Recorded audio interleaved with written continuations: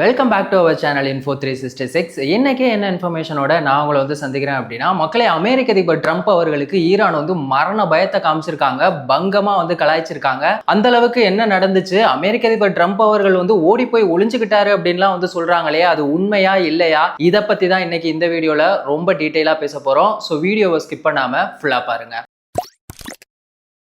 America, Israel, Iran இவங்களுக்குள்ள வார் அப்படிங்கிறது இப்போ இல்லாட்டியும் ஈரான் இப்போ என்ன பண்ணாங்க அப்படின்னா ஒரு டெட் லிஸ்ட் ஒன்று ரிலீஸ் பண்ணாங்க. அதுல பாத்தீங்கன்னா நம்ம தலைவன் அமெரிக்க அதிபர் ட்ரம்ப் அவர்கள் தான் வந்து முதல் இடத்துல, எங்களோட டார்கெட்டே வந்து நீ தான் ஃபர்ஸ்ட், உன்னை காலி பண்ணாதான் எல்லாருமே வந்து நிம்மதியா இருக்க முடியும் அப்படின்னு சொல்லி அவரை ஃபர்ஸ்ட் ஃபிக்ஸ் பண்ணாங்க. இப்போ ரீசெண்டா அமெரிக்க அதிபர் ட்ரம்ப் அவர்கள் வந்து துருக்கியோட தலைநகருக்கு மாநாட்டுக்கு போயிட்டு வந்திருக்காப்ல. ஈரான் என்ன முடிவு பண்ணிட்டாங்க அப்படின்னா, அந்த மாநாடு முடிஞ்சு ரிட்டர்ன் வரும்போது அமெரிக்க அதிபர் ட்ரம்போட சோழியை முடிச்சிடணும் அப்படின்னு சொல்லி பிளான் பண்ணிட்டாங்க. இது எப்படியோ அமெரிக்காவோட உளவு துறைக்கு தெரிஞ்சிருச்சு. அதனால என்ன பண்ணிட்டாங்க அப்படின்னு சொல்லி பார்த்தோம்னா, அமெரிக்க அதிபர் ட்ரம்ப் அவர்கள் வந்து ஒரு விமானத்துல போயிருக்காரு. அந்த விமானத்தோட பேர் வந்து போயிங் 7478 அப்படிங்கிற அந்த விமானம். சரி, ஓகே, இந்த விமானத்தை பத்தி நம்ம ஃபர்ஸ்ட் தெரிஞ்சுக்கலாம். இந்த விமானத்தை யார் கொடுத்திருக்காங்க அப்படின்னு சொல்லி பார்த்தோம்னா, நம்ம அமெரிக்காவோட கூட்டாளியான கத்தார் தான் வந்து கொடுத்திருக்காங்க. எதுக்காக அப்படின்னு சொல்லி பார்த்தோம்னா, நம்மளுடைய இந்த ஃப்ரெண்ட்ஷிப்பை வந்து நம்ம இன்னும் ஸ்ட்ராங் ஆக்கணும் அப்படிங்கிற ஒரு நல்ல நோக்கத்தோட தான் இந்த விமானத்தை வந்து அவங்க கொடுத்திருக்காங்க.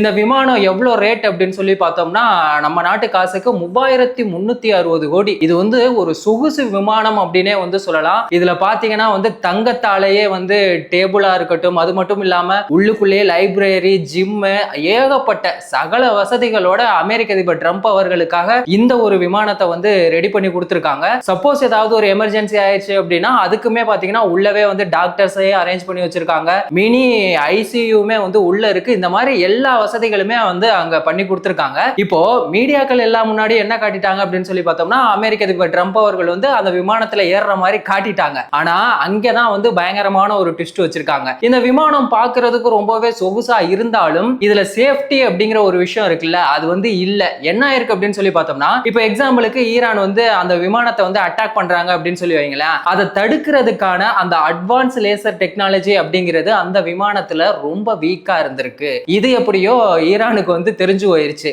ஆஹா, இதை வேற கண்டுபிடிச்சிட்டாங்களே, இதுக்கப்புறமா இந்த விமானத்துல நம்ம ஓனோம்னா நம்ம சோழி முடிஞ்சிரும் அப்படின்னு சொல்லிட்டு அமெரிக்க அதிபர் ட்ரம்ப் அவர்கள் என்ன பண்ணிருக்காங்க அப்படின்னு சொல்லி பார்த்தோம்னா, பாதி தூரம் போனோன்னு இந்த உணவெல்லாம் வந்து சப்ளை பண்ணுவாங்கல்ல, அந்த வண்டியில வந்து மனுஷன் வந்து போயிருக்காப்ல. பாருங்க அவரோட நிலைமை. அமெரிக்காவோட அதிபரை வந்து ஒரு கேண்டீன் வண்டியில வந்து அவர் ஒளிஞ்சு போற ஒரு நிலைமைக்கு ஈரான் வந்து உருவாக்கி இருக்காங்க. அதுக்கப்புறமா என்ன பண்ணிருக்காரு அப்படின்னு சொல்லி பார்த்தோம்னா, கொஞ்சம் தூரம் போனதுக்கு அப்புறமா ஒரு சின்ன விமானம் C-32A அப்படின்னு சொல்லக்கூடிய அந்த விமானம் மூலமா ஒரு வழியா பிரிட்டனுக்கு வந்துட்டாப்ல. இந்த சம்பவம் வந்து நடந்திருக்கு. இவர் வந்து ஓடி ஒளிஞ்சிருக்காரு அப்படிங்கிறது நாளை பின்ன நியூஸ்ல தெரிஞ்சிச்சு அப்படின்னா அது எவ்வளவு பெரிய அசிங்கம். ஏன்னா ஈரான் அப்படிங்கிற ஒரு நாடே இருக்கக்கூடாது, ஈரானை நான் ஒட்டு மொத்தமா காலி பண்ணிட்டேன் அப்படி இப்படின்னு கொஞ்ச நெஞ்ச பேசினாரு, அது எல்லாமே வந்துட்டு வேஸ்டா போயிரும் அப்படிங்கிற ஒரு பயம் வந்து அமெரிக்க அதிபர் ட்ரம்ப் அவர்களுக்கு இருந்துச்சு. இதுல ஹைலைட்டான ஒரு விஷயம் என்ன அப்படின்னு சொல்லி பார்த்தோம்னா, இந்த ஒரு விஷயத்தை அமெரிக்காவுடைய முக்கியமான ஜேர்னலிஸ்ட் யாருக்கிட்டையுமே கூட அமெரிக்கா வந்து யாருமே வந்து சொல்லல அப்படிங்கிறது தான் ரொம்பவே ஒரு வேடிக்கையான ஒரு விஷயமா இருக்கு.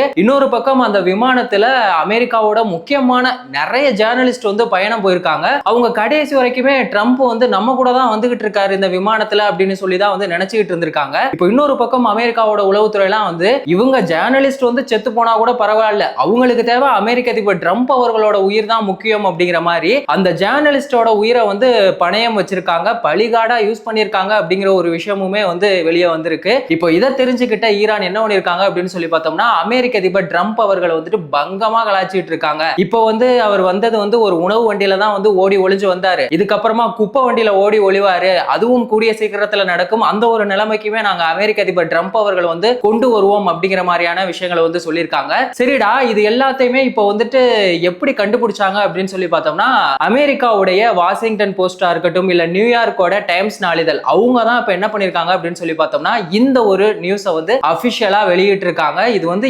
எல்லாருக்குமே வந்து ஷாக்கிங்கா இருக்கு. ஏன்னா அமெரிக்க அதிபர் ட்ரம்ப் அவர்கள் வந்து ஈரானை பார்த்து இந்த அளவுக்கு பயப்படுறாரா அப்படிங்கிற மாதிரியான ஒரு கேள்வி ஒன்று எழுப்பி இருக்கு. அது மட்டும் இல்லாம ஈரான் மேல அவருக்கு எவ்வளவு பயம் இருக்கு அப்படிங்கிற ஒரு விஷயத்தையுமே வந்து உருவாக்கி இருக்கு. இதுல ஹைலைட்டான இன்னொரு விஷயத்தை வந்து நான் சொல்ல மறந்துட்டேன். இப்போ அமெரிக்க அதிபர் ட்ரம்ப் அவர்கள் வந்து கத்தார் வந்து அவங்களுக்கு ஒரு விமானத்தை பரிசா கொடுத்தாங்கல்ல, சோ அதை வந்து என்ன பண்ணிருக்காங்க அப்படின்னு சொல்லி பார்த்தோம்னா ஒரு நூலகத்துல கொண்டு போய் வைக்கலாம், ஒரு நினைவு பரிசா இருக்கும் அப்படிங்கிற மாதிரி ஒரு பிளான் வந்து முன்னாடி போட்டிருந்தாங்க. இப்போ இப்போ அதுக்கு அமெரிக்க அதிபர் ட்ரம்ப் அவர்களோட பையனான எரிக் ட்ரம்ப் என்ன சொல்லிட்டாரு அப்படின்னா, இந்த விமானத்தெல்லாம் வந்துட்டு அங்க வைக்க வேணாம், ரொம்ப பழமையான விமானத்தை வந்து நம்ம அங்க வந்து வைக்கலாம் அப்படிங்கிற மாதிரியான பேச்சுவார்த்தைகளுமே வந்து ஒரு பக்கம் போயிட்டு இருக்கு. ஏன்னா இந்த ஒரு விஷயம் எதுக்காக அப்படின்னு சொல்லி பார்த்தோம்னா, இப்போ அமெரிக்க அதிபர் ட்ரம்ப் அவர்கள் அவரோட பதவி முடிஞ்சிருச்சு அப்படின்னு வைங்களேன், அவர் இது வரைக்குமே என்ன சாதனை பண்ணியிருக்காரு, அவரோட முக்கியமான டாக்குமெண்ட்ஸ் என்ன, அவர் இது என்னென்ன பரிசு வாங்கியிருக்காங்க, இது எல்லாத்தையுமே பாத்தீங்கன்னா மியூசியம், லைப்ரரி எல்லாத்துலயுமே வந்துட்டு பாக்குறதுக்காக அது ஒரு கண்காட்சி மாதிரி வச்சிருப்பாங்க.